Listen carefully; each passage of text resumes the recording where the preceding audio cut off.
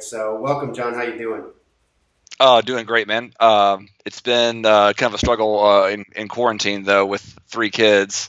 Sure. But I've got tons and tons of Pokemon all around my house that we've been crafting and gluing and pasting. So we're keeping them occupied. Awesome. Well, hopefully this is a little bit of a break for you. So we do a lot of like formal stuff, and we've had some pretty awesome interviews starting off our live sessions and stuff. But this is a chance really for us just to kick back and relax. And we're going to call it Conservatism on Tap. So you can start with your beverage of choice, and the biggest thing is getting a chance just to talk about conservatism and Edmund Burke and answer any questions that people have, and then just to go through some of our posts and stuff from the week. So I know I've got my drink of choice, but what are you bringing tonight, John? Dude, the question is, what am I not drinking? So I've got just what was in the fridge, my Blue Moon, which is pretty casual. Gonna chase that down with an honor of Edmund Burke, Jameson's Irish whiskey, the stout edition. Very nice. Uh, you see rich coffee, smooth chocolate, butterscotch, Very nice. all that's great. And then if we go on long enough, I'll probably end up whipping out the Tennessee in me, Bob Dylan's Heaven's Door. Excellent. So, Yeah. See, like a lot of what people about you? don't realize that Burke is from Ireland. So like, we could have easily like named our channel after like Thomas Jefferson or John Adams, but Burke has always been like someone important to me because I love reading his books and his writing. And he lived during the Revolutionary time, but he's from Ireland. So, and you've been there before, right? I have, yeah. I studied abroad there from, let's see, 2010, 2011 to 2011. So a full academic year. I hadn't touched beer at any point up until then. Yeah. And so, their drinking age is a lot lower. It's like, I think it's like three, Yeah. age three, you can start drinking. Yeah. I remember when you got Uh, back, like you educated all of us like in good beer, which I had never tried before. So oh gosh, I can't touch a Guinness over here on this side of the water. But I went over to the bar. I ordered two Guinnesses, both for myself. yeah. I downed one in about 30 seconds, and the guy poured me another one for free. He said, "I can tell that was your first." Nice. That's exactly right. Yeah, that's awesome. Like, I wonder. I don't know much about whether Bird drank or not. I assume he did, being from Ireland and from Dublin, where they've had a lot. But it certainly got me Guinness a better beer. Yeah, Guinness was made in the like it started like around 1750s or something like that. So it was certainly around while he was there. yeah, So I bet he tasted it. I'm that's sure awesome. I'm sure he did. Well, so to answer your question, what I've got is, and I'll bring it up here. I've got some Horse Soldier whiskey, so I don't know if the camera can see that. But this is the good stuff, man. So super important to me because I got to meet these guys. So the Horse Soldiers were some of the first guys that were into Afghanistan after 9/11. Right? Is these guys came in on horseback, and we were still trying to figure out like, what the heck had happened. During that terrorist attack and who the enemy was and what we had to do. So those guys went in first and just like blazed the trail. It was super important to me. I was in high school at the time and important to my life. So I actually got to meet those guys here where I live, which is super fun. And in doing that, got their signatures on this and got to try the whiskey that they now sell. So it's good, man. I love it. I still have the bottle that you gave me, and they've reached the ABC stores at least in Virginia. So if you're in Virginia, go to the ABC store and grab one. That's awesome, dude. So we got the first part. So for conservatism on tap, you're gonna gotta have your drink. The second part is we're gonna talk about conservatism tonight and just really whatever topics come to mind. What I want to get started with and ask you about is kind of go through some of our posts. So I'm going to bring up the first one that we had this week. So this was one that I put out a couple days ago, and what I was really challenging people on was what emotion do you associate with your political belief? Like, so for us being conservative, what do you associate with conservatism? What emotion comes to mind whenever you think of your politics? Because people think of it like in terms of reason and rationality and stuff like that. And I wasn't challenging them to think about the emotional side of it. And it's super interesting what people said. You can see it here on the screen. Is people talked about optimism, they talked about hope, And those are people that I think are conservative, and so when they look at their beliefs, that's what they're seeing.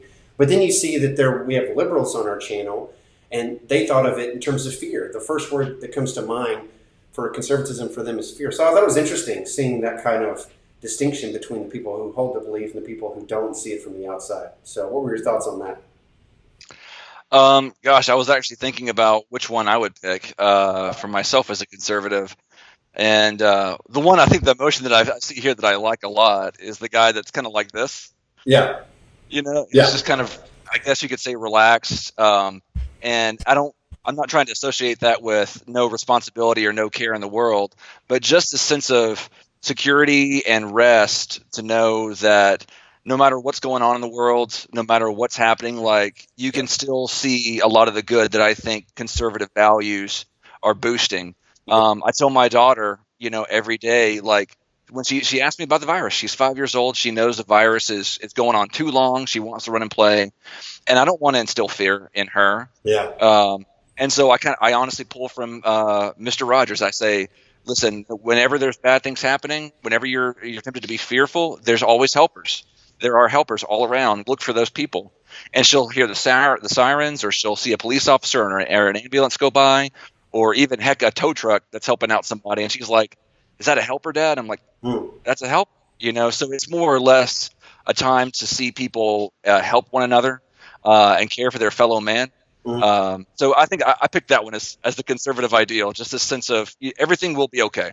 Yeah, I mean, you think Every, of conservatism in relation to progressivism, where, like, in the latter, it's all about what you're trying to achieve. You're trying to make this perfect society, and if you don't do it, like, the entire responsibility is on you. Whereas from conservatism, you're trying to maintain what has been established. You're trying to build on it and make it a little bit better.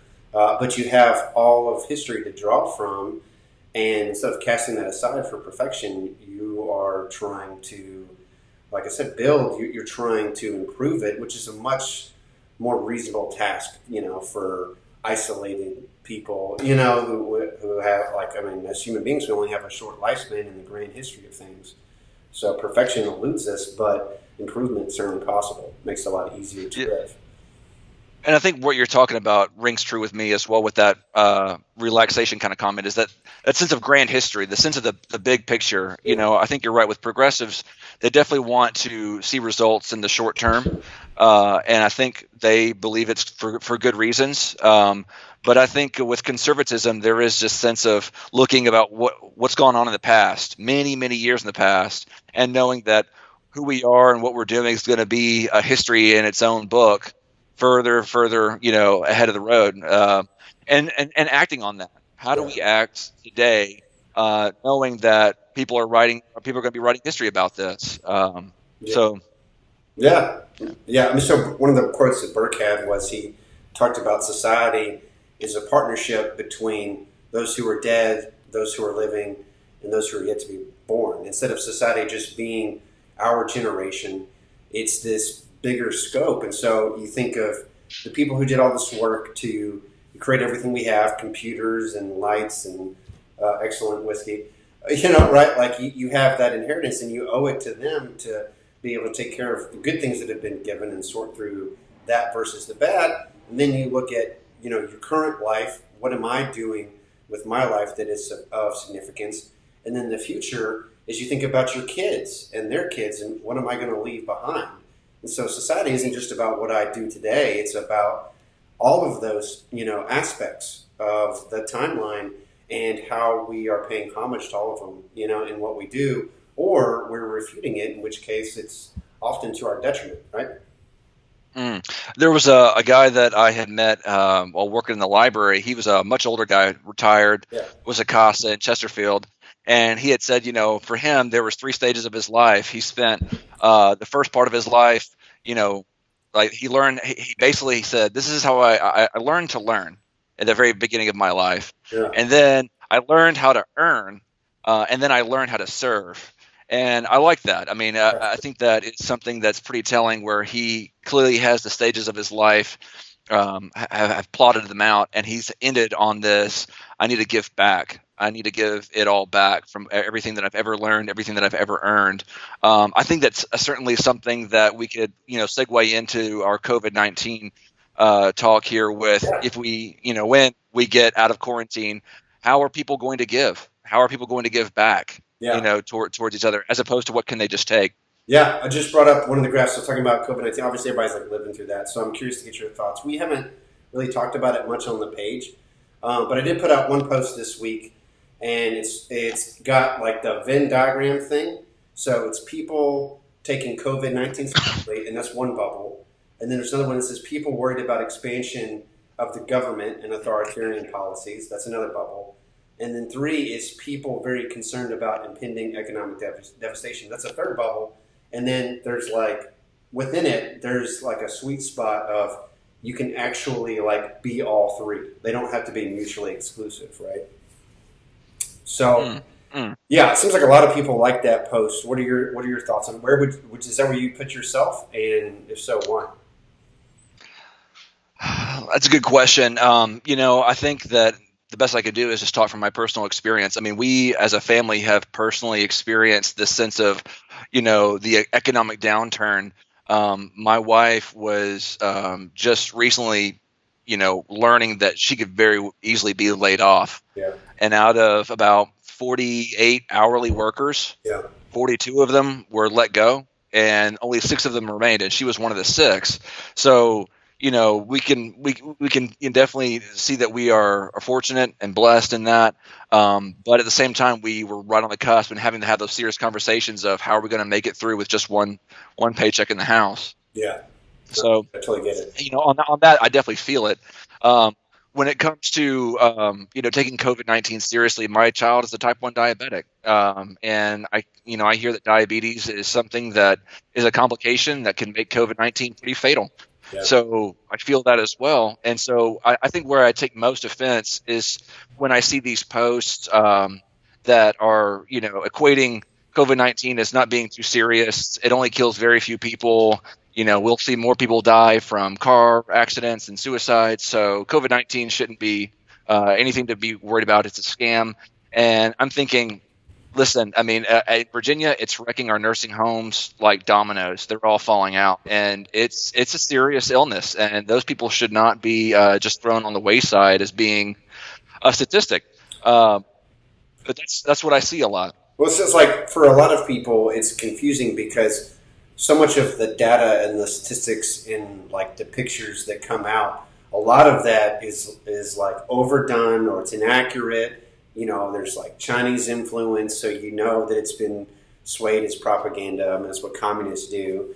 You have pictures of like hurricane, victims or people going to the store for a hurricane, and then they use that as COVID, pictures. And then some of the data, is just all over the map. So I think people struggle with that, and it's hard for some folks because they don't see a lot of evidence, in their daily lives. And if they don't trust the media, which there's a lot of reasons not to trust certain sources, then how do they know the degree to which it is serious, right? I think that's the challenge that people feel. I think the data, just on a research perspective, the data is just so early to tell. Yeah, I mean, before they were saying that deaths are probably much higher, and they're much more like they're underreported in China, underreported in New York, and so now, they've changed their way that they report, COVID-19 deaths, yeah, and then the criticism is that they're overreporting. yeah, So when you're talking about the numbers, it gets kind of fuzzy, and yeah, it takes a little bit of time to clarify that. You've got other studies coming out saying that not as many people are getting as sick, but the test can be faulty. yeah, You've got antibody tests that make for false positives, that it wasn't exactly COVID-19, it was something else that they recovered from. And it's just we got to be careful before we take the data and run with that and just basically say, nope, it's all a scam. We need to go back to work, all of us. Now, it's okay, I think, to criticize a little bit of how the U.S. and other countries have handled, the economic shutdown, essentially. mhm. But I don't think it's something that you need to criticize as being this is all a sham. This is just another common cold, and so let's go about our lives. Yeah. I mean, like a couple of things. Like the first one is you can. I see it as a little bit simpler than this diagram, actually. there's two extremes. There is this the extreme of just absolute fear, and COVID's going to kill everybody, and the end of the world is coming, and we're just toast, and like you want to hold up and like never come out for years, right? There's that point of fear, and like there's enough things that are scary about this that someone could get close to that point. But then there's also the other extreme of like complete recklessness, like this is nothing and it's completely overblown and I don't need to pay attention to any of it at all. Right? Like those are two extremes. And I think that it's a challenge trying to navigate between them. I think that's what Trump is doing, honestly, is understanding both of the extremes and trying to actually bring people to more of a practical middle, kind of like this graph, where you take COVID seriously, you try to limit the authoritarian practices that could happen, and then you also deal with the big one, which is the economic devastation that affects everybody. And it depends on the particular area that it's affecting, how many hospitals they have, how many beds they have in those hospitals, how much equipment that they have. If they've got that, to be able to handle cases, then maybe you can consider loosening some of the restrictions. If they don't, like we've seen in New York City up until very recently, then maybe you have to be tighter. So it's like trying to get it right in the specific area, which is dynamic in itself. And I think that's a lot to get your mind around, because we want easy answers, and I just don't know if there is any with this. So I don't think there is. I think that people feel, though, it's very clear people feel very strongly. And I think more or less, I can't tell if it's just a vocal minority or what, but often enough, it's people at one end of the extremes there. I can tell you that even, with my own evangelical circles, I'm seeing people talk about, being in quarantine is equivalent to living in fear and we should live by faith. So we should get over this quarantine thing and go right back to church. yeah, And I'm like, the last pastor who said that in Virginia died of COVID-19. yeah, Like, we need to be careful about that. Uh, yeah, so it is more complicated, like you said. How are the hospitals doing? And in my view, we can talk about all this all we want, but what are each and every one of us doing to help out?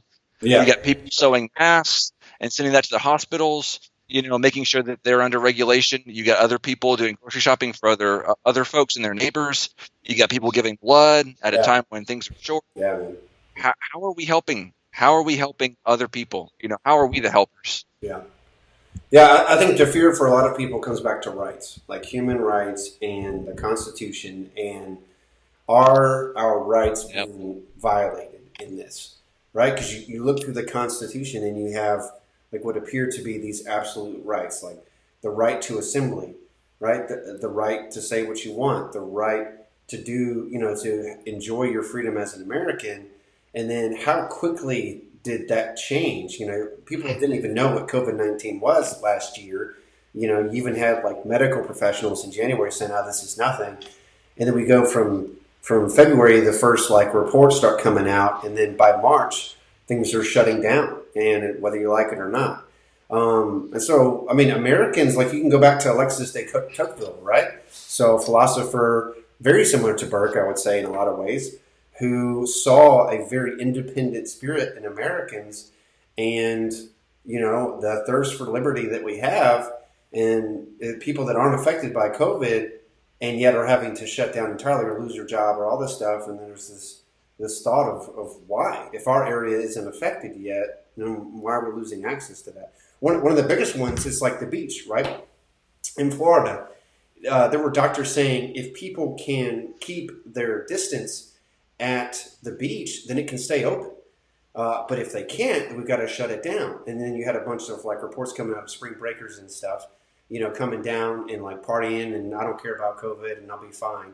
And it was just bad PR. And so like immediately they're looking at shutting down the beaches. And now we see them starting to reopen them up. And I think that's where you see all these issues happening is like in Jacksonville, they opened up the beaches and the media had reports that made it seem worse than it was. Like everyone's crowding it. It wasn't quite the case, but it makes you think that. And so then you're like, oh, shut them back down. But at the same time, for how long? So it's just a super complicated policy situation, And my thought is, what would Bert say on it? If Bert was alive now, what would be his guiding principles for what's going on. So I was curious to get your thoughts on that. That's a good question, and I mean, it's nothing. Nothing's really simple with Burke. I think Burke always criticized the simple answers. Yeah. He even criticized the people who were just like, you know what, I trace everything back to God. I'll just trace it all back to God, or I'll trace it back to this pre-existent time when the state never existed. And Burke was like, it's just not that easy. It's never that easy. We're all interconnected with history. If there ever was a pre-government state, a pre-society, there were no rights at all.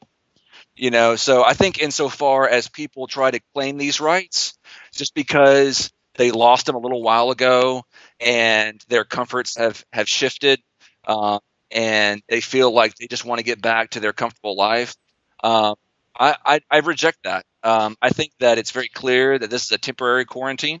Mm.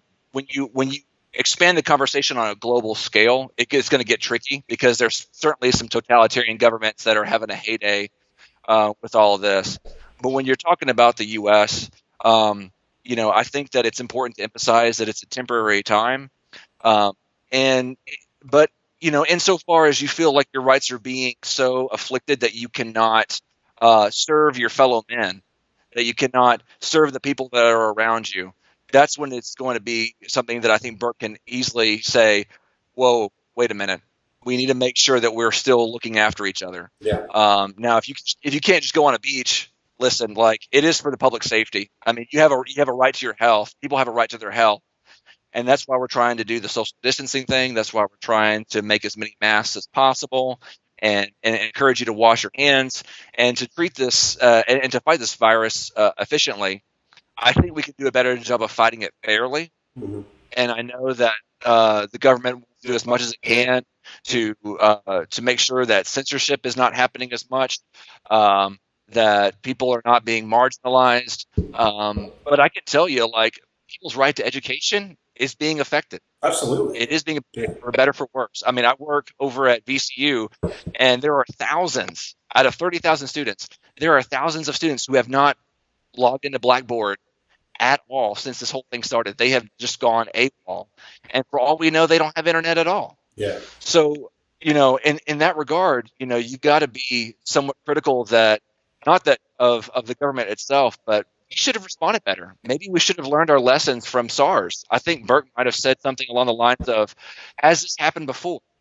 Yeah. Did we get a warning? You know, did we learn?" And I can tell you that Taiwan, even though it's small, it learned.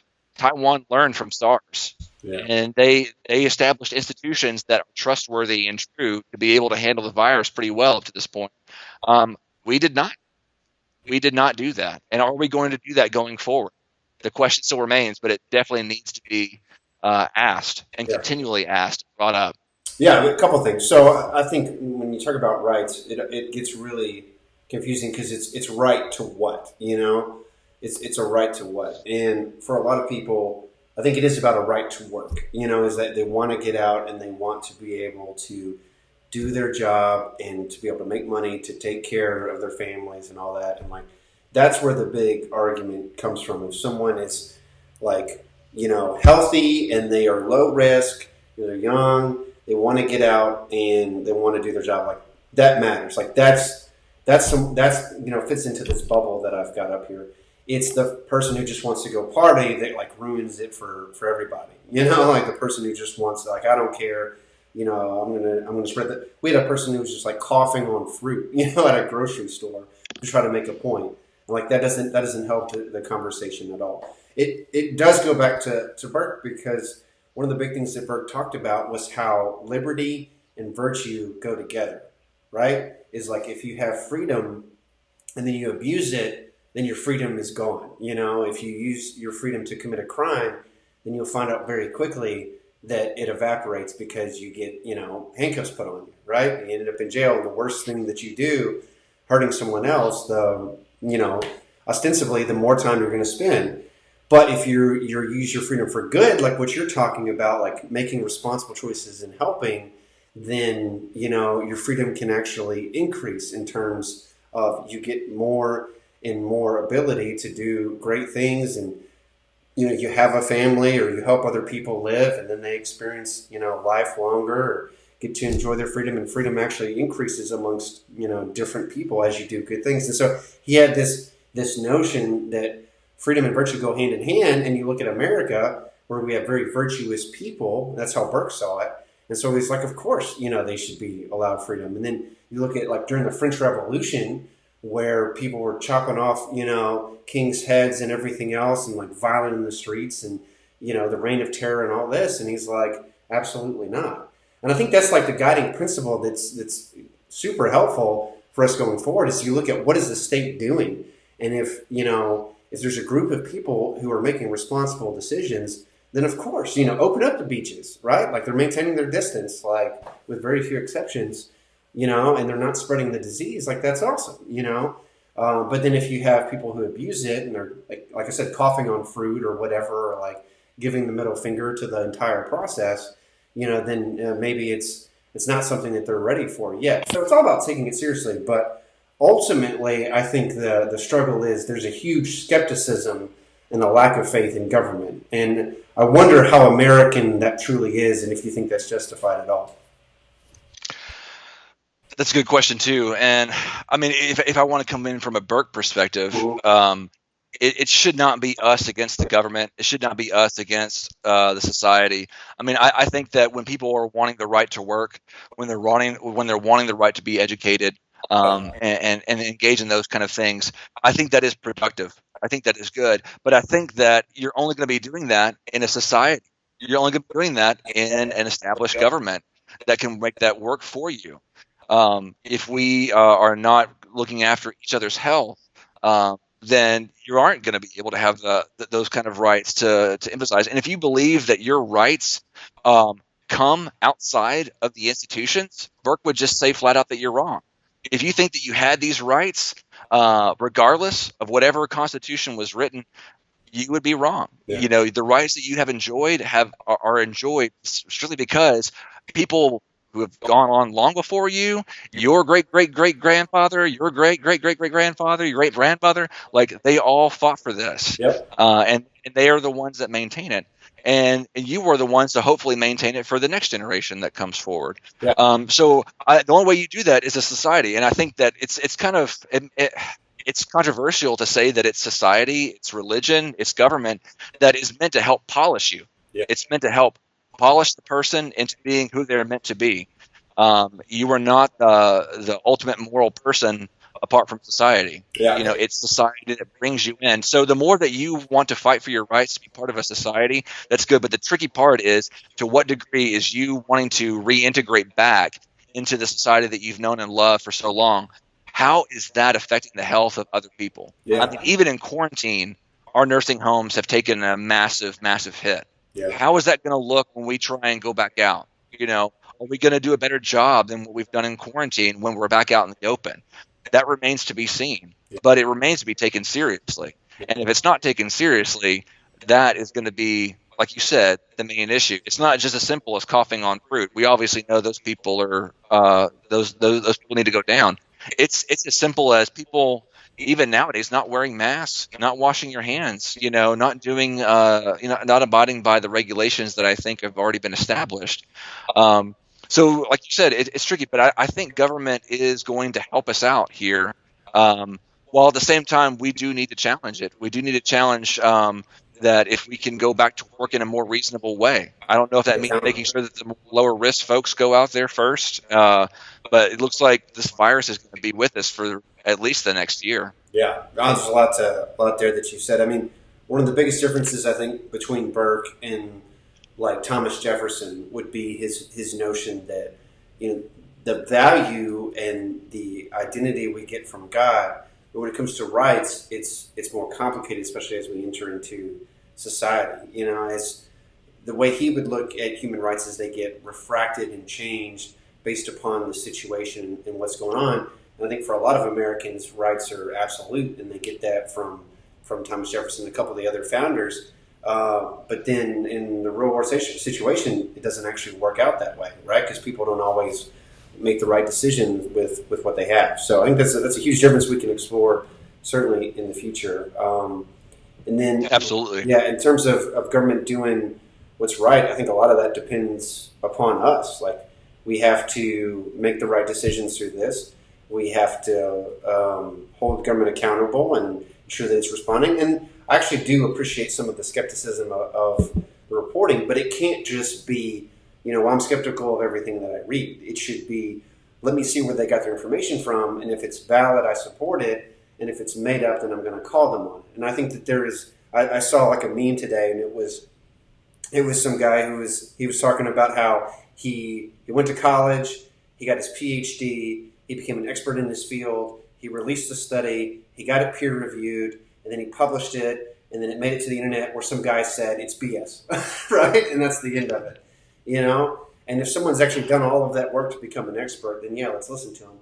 But it's the problem is whenever the media gets caught making something up or enlarging something or skewing data, or whatever it is, polls, to be able to say what it wants. And that's you have to be able to determine the difference. What is authentic, good reporting, and then what is, someone with an agenda and a megaphone that is trying to make you feel a certain way.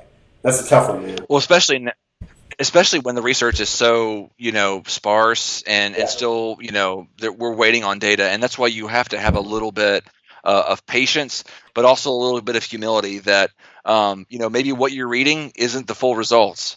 Maybe what you're reading or what your views are wrong. Maybe it's wrong, and you have to at least entertain that notion that either what you think about the virus isn't exactly true, or what the research that you're showing isn't the full story. yeah, Again, it goes back to the fact that this research is going to continue to be ongoing, and we might end up at a time where we feel like, we overreacted.